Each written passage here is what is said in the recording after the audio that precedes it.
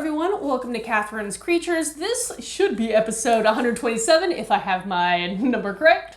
And this is a series we're going to talk a little bit about and touch base upon various mythological creatures, beast beings, and the like, pulled from lore worldwide. And I always like to preface by saying I am not a linguist, so if I mispronounce anything along the way, I apologize in advance. I do try my best.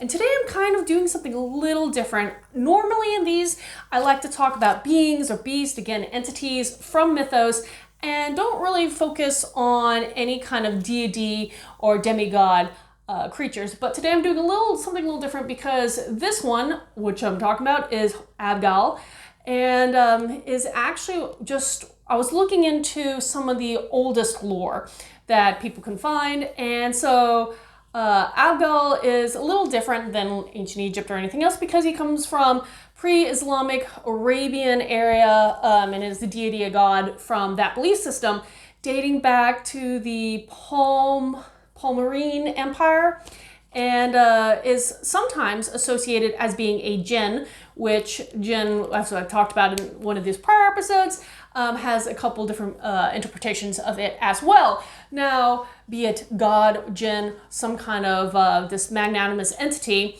Abgal is described as being, a male youth with long hair, a mustache, dressed in usually the local garb, the local attire, and often holding a lance. Now, there was a temple, I think it was described as being kind of almost like a Greco-Roman style temple in the area where Abgal was. There's a statue of this deity of riding a horse with bow and quiver strapped to the saddle of the equine. There's not a lot of information I have on this particular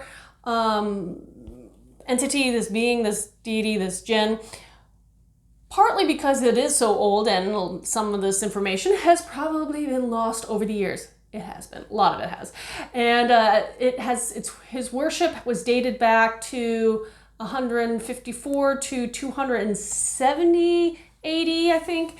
And again, the region which was at the time Palmyrene.